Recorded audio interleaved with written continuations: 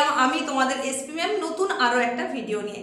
আজকের ভিডিওতে থাকছে তোমাদের ভূগোল বিষয়ের প্রথম যে বিভাগ অর্থাৎ প্রাকৃতিক ভূগোলের মৌলিক বিষয়সমূহ, তার যে সেকেন্ড ইউনিট অর্থাৎ দ্বিতীয় অধ্যায় পৃথিবীর উৎপত্তি, সেই অধ্যায় থেকে গুরুত্বপূর্ণ বাছাই করা কিছু এমসিকিউ প্রশ্নোত্তর নিয়ে আজকের এই ভিডিও। সুতরাং ভিডিওটা তোমাদের জন্য খুব গুরুত্বপূর্ণ হতে চলেছে। আর মাত্র কয়েকটা দিন পরে তোমাদের প্রথম সেমিস্টারের পরীক্ষা, তাই এই ভিডিওটা তোমাদের কাছে কিন্তু খুবই গুরুত্বপূর্ণ। ভিডিওটা প্রথম থেকে শেষ পর্যন্ত দেখতে থাকো, এমসিকিউ প্রশ্নোত্তরগুলো দেখে নাও, বুঝে নাও, এবং এখানে খুব সামান্য একটু সময় তোমাদের দেওয়া রয়েছে অপশানগুলো থেকে সঠিক উত্তরটা বেছে নেওয়ার জন্য। আমি সঠিক উত্তরটা বলে দেওয়ার আগেই তোমরা চেষ্টা করবে উত্তরটা বেছে নেওয়ার, এবং কতগুলো তোমরা ঠিক দিতে পারলে সেটা অবশ্যই কমেন্ট সেকশনে জানিও। চলো তাহলে আর একটুও দেরি না করে আমরা শুরু করি আজকের প্রশ্নোত্তর পর্ব। এমসিকিউ প্রশ্নের কোনগুলো উত্তর হচ্ছে সেটা তোমরা বেছে নাও এবং কতগুলো সঠিক দিতে পারছো সেটা অবশ্যই দেখে নাও।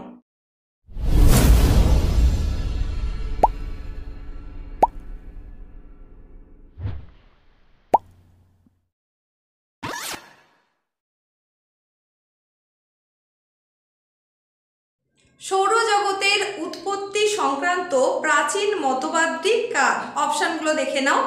প্রথম অপশান কান্ট, দ্বিতীয় অপশান মুল্টন, 3 নম্বর অপশান চেম্বারলিন, 4 নম্বর ল্যাপ্লাস। খুব সামান্য একটু সময় দেওয়া আছে, তোমরা ভেবে নাও সঠিক উত্তর কোনটা হবে, অবশ্যই সেটা মার্ক করে রাখো। সঠিক উত্তর কান্ট। পরের প্রশ্ন, কৌণিক গতিবেগ ও বস্তুপুঞ্জের আয়তনের সম্পর্ক। অপশান পরিবর্তনশীল, পরের অপশান সমানুপাতিক, তারপরে ব্যস্তানুপাতিক, পরের অপশান এদের মধ্যে কোনো সম্পর্ক নেই। সঠিক উত্তরটা বেছে নাও। আমি বলে দিচ্ছি সঠিক উত্তর ব্যস্তানুপাতিক। পরের প্রশ্ন, সৌরজগতে বামন গ্রহের সংখ্যা কয়টি? অপশানগুলো দেখে নাও। 8টি, 5টি, 2টি, 4টি। আবারও ভাবতে থাকো এবং তোমরা বেছে নাও কোনটা সঠিক উত্তর। আমি বলে দেওয়ার আগেই বলার চেষ্টা করো। সঠিক উত্তর 5টি। পরের প্রশ্ন, সূর্য থেকে বিচ্ছিন্ন বাষ্পীয় অংশ পরবর্তী সময়ে কাকে কেন্দ্র করে আবর্তন করে? অপশান গ্রহ, সূর্য, নীহারিকা, আগন্তুক নক্ষত্র। সঠিক উত্তরটা ভেবে নাও, খুব অল্প সময় রয়েছে। আমি বলছি সঠিক উত্তর সূর্য। পরের প্রশ্ন, মহাবিশ্ব ক্রমশ অপশান, প্রথম অপশান প্রসারিত হচ্ছে, সংকুচিত হচ্ছে, পরিবর্তনশীল নয়, প্রাথমিক অবস্থানেই স্থির আছে। ভেবে নাও কোনটা হবে। সঠিক উত্তরটা এবার দেখে নাও। প্রসারিত হচ্ছে। পরের প্রশ্ন, বামন গ্রহের উদাহরণ। অপশানগুলো দেখো। মঙ্গল, বৃহস্পতি, প্লুটো, পৃথিবী।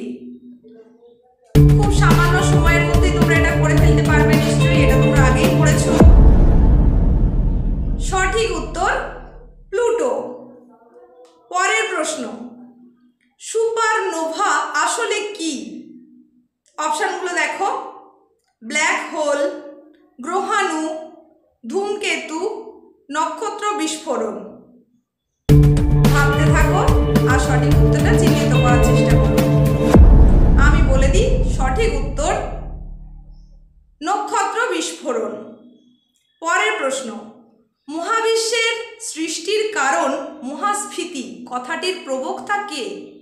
Allen Guth, Edwin Hubble, George Gamow, Robert Wilson.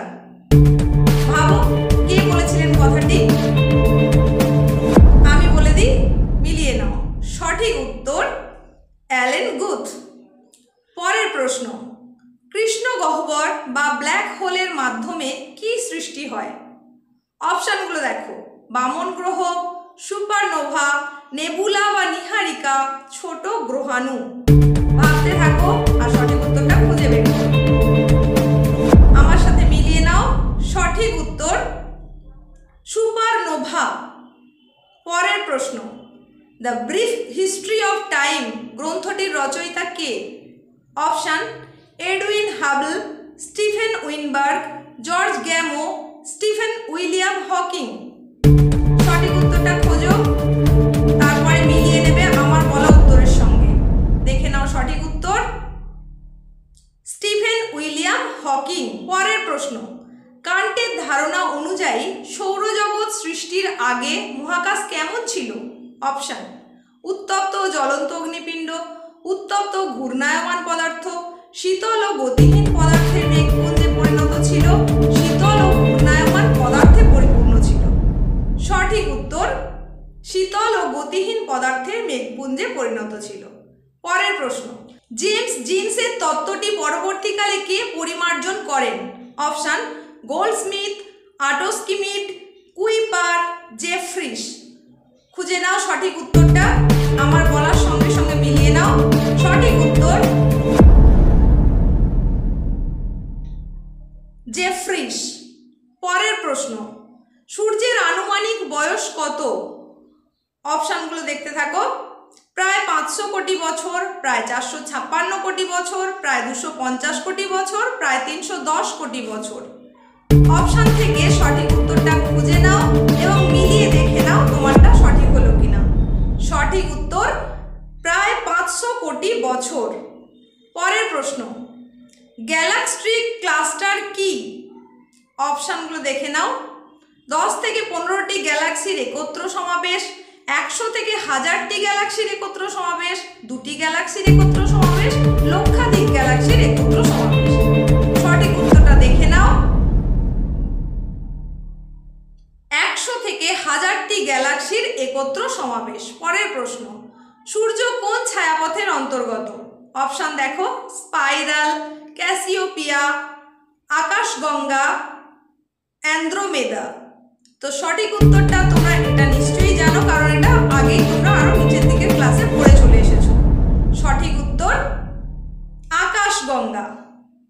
পরের প্রশ্ন, কোন বিজ্ঞানী প্রমাণ করে দেন জোয়ারি তত্ত্ব সূর্য ও গ্রহের সমূহের মধ্যে প্রকৃত দূরত্ব পরিমাপ করতে সমর্থ হয়নি?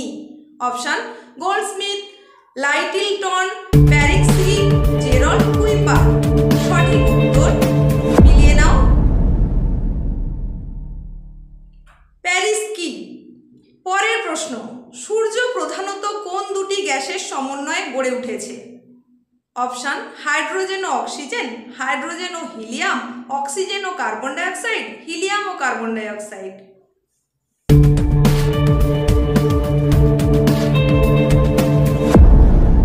সঠিক উত্তর হলো হাইড্রোজেন ও হিলিয়াম। পরের প্রশ্ন, স্যার জেমস জিন্সের তত্ত্বটি কি নামে পরিচিত?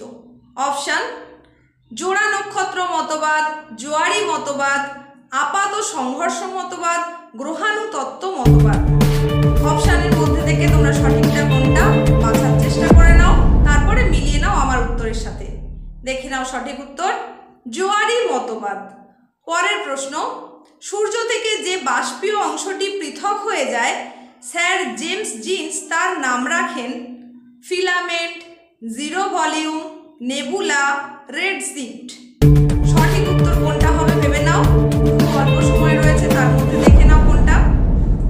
আমি বলে দিই সঠিক উত্তর ফিলামেন্ট। পরের প্রশ্ন, কোন বিজ্ঞানী পৃথিবীর উৎপত্তি সংক্রান্ত মহাবিস্ফোরণের মতবাদটি উপস্থাপন করেন? অপশন: জিন্স ও জেফ্রিজ, ল্যাপলাস, চেম্বারলিন, ফ্রিডম্যান ও হাবল। সঠিক উত্তরটা নিশ্চয়ই তোমরা জানো, তাও একবার খুঁজে নাও আর আমার উত্তরের সাথে মিলিয়ে নাও। সঠিক উত্তর ফ্রিডম্যান ও হাবল। তাহলে তোমরা দেখে নিলে বেশ কিছু গুরুত্বপূর্ণ এমসিকিউ প্রশ্ন আর সঙ্গে তার সঠিক উত্তরগুলো দেখে নিলে। আজকের এই ভিডিওটা তোমাদের কেমন লাগলো সেটা কমেন্ট সেকশনে অতি অবশ্যই জানাবে। এই ধরনের ভিডিও যদি আরও পেতে চাও তাহলে সেটাও জানাবে। চ্যানেলে তুমি যদি প্রথম হয়ে থাকো তাহলে চ্যানেলটাকে সাবস্ক্রাইব করে পাশে থাকা নোটিফিকেশন বেল আইকনটাকে অল করে দিও এই রকমই গুরুত্বপূর্ণ ক্লাসের ভিডিও, এমসিকিউ ভিডিও বা সাজেশন পাওয়ার জন্য। ক্লাসটা পছন্দ হলে অবশ্যই লাইক করে দিয়ে বন্ধুদের মধ্যে প্রচুর পরিমাণে শেয়ার করে দিও। এতক্ষণ পর্যন্ত আমি তোমাদের এসপি ম্যাম ছিলাম তোমাদেরই সঙ্গে। পরবর্তীতে এইরকমই গুরুত্বপূর্ণ কিছু নিয়ে আবার চলে আসছি। প্রত্যেকের সুস্থতা কামনা করে এখানে শেষ করলাম।